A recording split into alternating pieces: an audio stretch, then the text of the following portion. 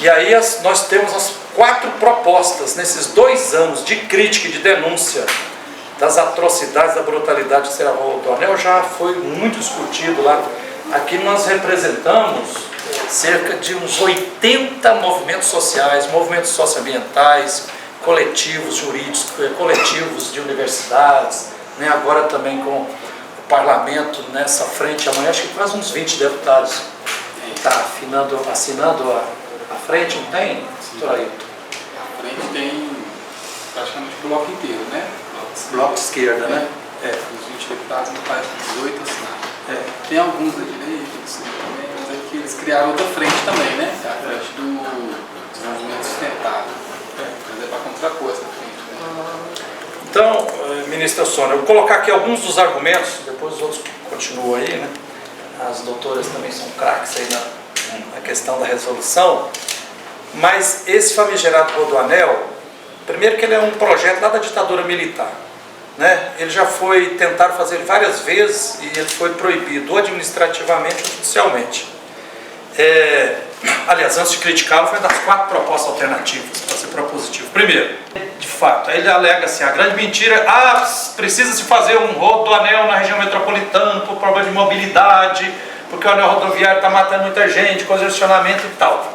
Mentira, porque está comprovado por estudos que esse rodoanel, se for feito, vai aliviar o rodoanel em apenas em 12%.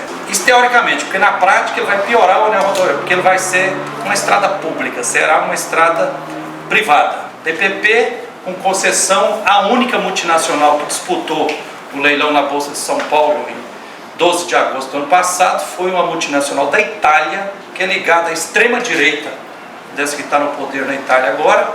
Essa empresa está sendo processada na Itália e na Argentina por incompetência por gerir as obras, né? Então, o que nós estamos propondo, primeira proposta alternativa, se fazer uma ampliação, renovação, se necessário for, duplicação do atual anel rodoviário, são 26 quilômetros, né, que está em Belo Horizonte, e tem, inclusive, quando foi governador de Minas, Fernando Pimentel, do PT, pagou 10 milhões para a empresa lá, tem um projeto prontinho para se fazer essa atualização junto com o DENIT, que o anel rodoviário é do DENIT, do governo federal, né, para se fazer. E aí o Zema chegou no governo, arquivou isso lá, ignorou isso aí e tirou da cartola esse rodoanel. Então o correto se fazer para a questão de mobilidade é renovar, ampliar e, se as partes for necessário, duplicar o atual anel rodoviário, que é responsabilidade primeira do DENIT, governo federal. Segunda proposta alternativa consensuada lá, inclusive com os metroviários, proposta, ampliar-se o metrô de Belo Horizonte para várias cidades da região metropolitana, ampliar para Contagem, Betim, né, Ibirité, ali perto de Santa Luzia, né, Santa Luzia também, né, e que mantenha público, né. Agora nós vamos ter que voltar, fazer a luta para cancelar essa privatização do metrô. Terceira proposta alternativa, para lá de viável, resgatar-se o transporte de passageiros através de trens, realidade que existia até uns 50 anos atrás entre as 34 cidades da região metropolitana com Belo Horizonte. Já tem a malha ferroviária toda lá, só que tudo foi privatizado e ficou só para o oligopólio da Vale, só para mineração.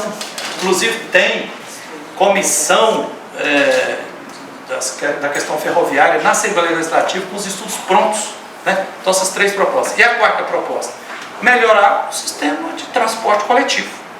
Essas 4 propostas são as sensatas, é o que nós estamos defendendo. Outra coisa, lamentavelmente, no meio da luta nossa aí, o prefeito de Betim, que é bolsonarista também, um fascista tremendo, brutal, atraiu para a proposta dele a prefeita de Contagem, Marília Campos, que é do PT, e aí eles estão defendendo só assim, não, vamos escolher o traçado menos pior, o trajeto menos pior. Aí porque o rodoanel, rodominério, vai passar em cima de um monte de mananciais de abastecimento público, não pode. E já está claro para nós que A região metropolitana, as 34 cidades, é um ecossistema só. Então não tem como assim, eu defender só o meu quintal, minha serra, minha cidade, meu bairro, tudo, porque se passar aqui ou passar 2 km para lá, se não vai me afetar hoje, mas amanhã vai.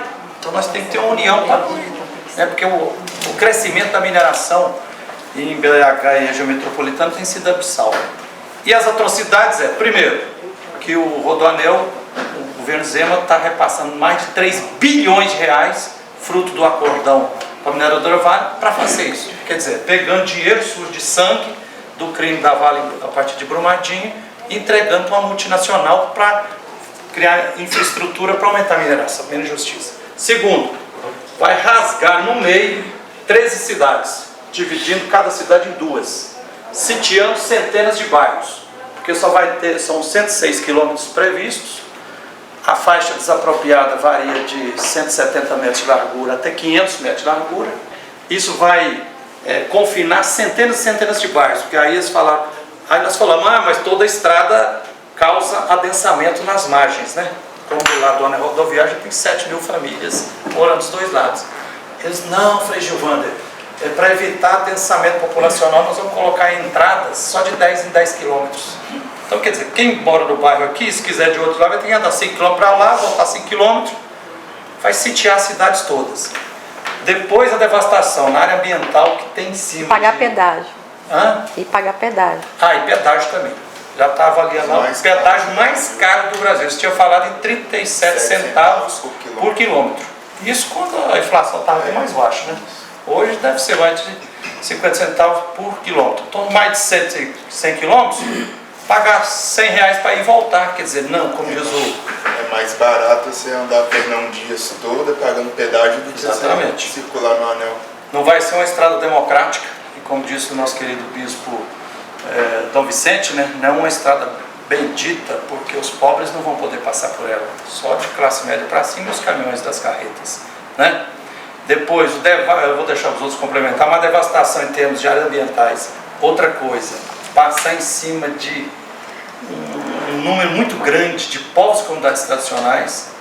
Ministra Sônia, temos que lembrar também que na região metropolitana de Belo Horizonte, a Sera conhece muito bem, você conhece também, já tem 5 retomadas de povos indígenas, né? 2 em Brumadinho, Chuburu, Cariri, Camacã, Mongoió, Esmeralda, tá? A comunidade de Camacã também, São Joaquim de Bicas, ali próximo também tem a Noan Chorran, os Pataxós, né? E tem pesquisas indígenas que a Lenice ajudou a fazer, do Centro de Documentação Lei Ferreira, CEDEFS, que estima-se que em BH e região metropolitana, nessas 34 cidades, exista acima de 10 mil parentes indígenas desterritorializados. Eu, pela CPT, a gente acompanha a luta pela terra no Estado há uns 30 anos e nos últimos 20 anos a luta por moradia. E nas 200 ocupações dos últimos 18 anos lá, em toda ocupação tem muitos indígenas. Na ocupação Eliana Silva, por exemplo, só em uma única ocupação no Barreiro, tem mais de 40 indígenas, Pataxó, os troncos aí, né? Caiapó também. Caiapó. Gostaria de colocar que o governo de Minas, quando começou o projeto do Rodoanel, disse que ele era um sonho do mineiro, mas não perguntaram para a gente se a gente estava sonhando aquilo. Então foi uma fala mais impositiva do que qualquer coisa. Isso dito em audiência pública, onde não tinha nem microfone para a gente se posicionar.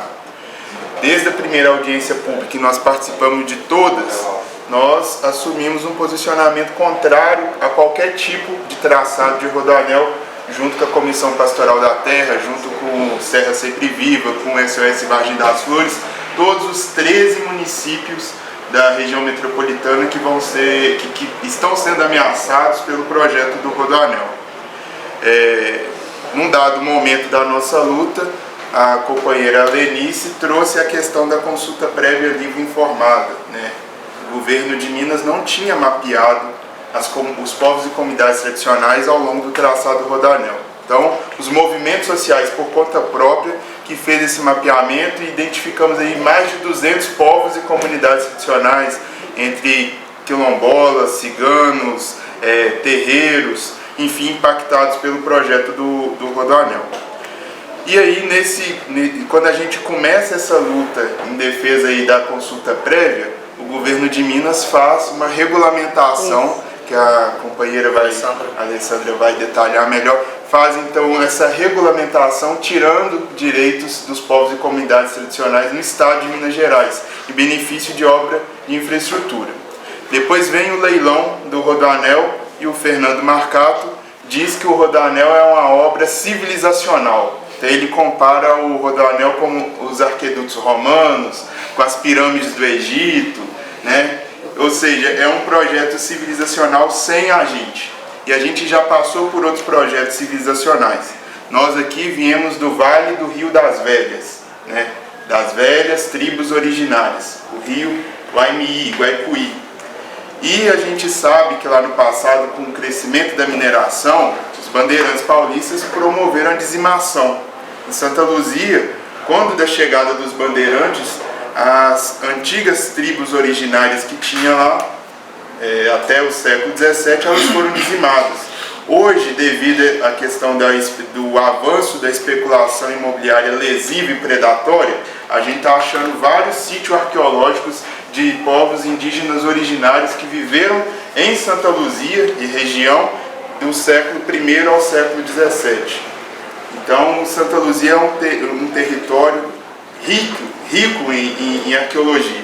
O Rodoanel ameaça esse patrimônio, né, ancestral da nossa cidade. Mas não só Santa Luzia, a gente está falando de uma região maior, que é o Carte de Lagoa Santa, que é considerado aí um dos primeiros vetores do povoamento da América Latina, da América do Sul, né, os povos de Luzia. E o Rodoanel passa assim, exatamente no Carte de Luzia, de 11 mil anos. 11 mil anos, isso. Então, o Rodoanel passa exatamente no Carte de Lagoa Santa, ali próximo também o Refúgio de Vida Silvestre de Macaúbas. E a nossa luta, como o Frei Giovanni disse desde o início, é uma luta em defesa do meio ambiente, porque o Rodoanel ele vai impactar uma série de nascentes em todas as cidades, a bacia hidrográfica do Rio das Velhas, mananciais, aquíferos, né, a reserva de Vargem das Flores, que atualmente faz o abastecimento de água de toda a região metropolitana. Então ele pode gerar uma crise hídrica na região metropolitana, sobretudo depois, né, dos crimes da Vale, que mataram rios importantes da região central de Minas. A gente é contra, então, essa devastação ambiental, a gente é totalmente contra toda a devastação sociocultural. Então a gente fez um levantamento tenho até aqui um mapa, né, de restrições do Rodoanel. Infelizmente a gente percebeu que nos dados do governo de Minas, várias manifestações culturais de povos originários, de povos tradicionais, na margem do Rodoanel não está catalogado pelo governo de Minas. Então a gente listou as que tinha, mas a gente sabe que tem várias outras, como por exemplo a missa enculturada no cemitério dos escravos.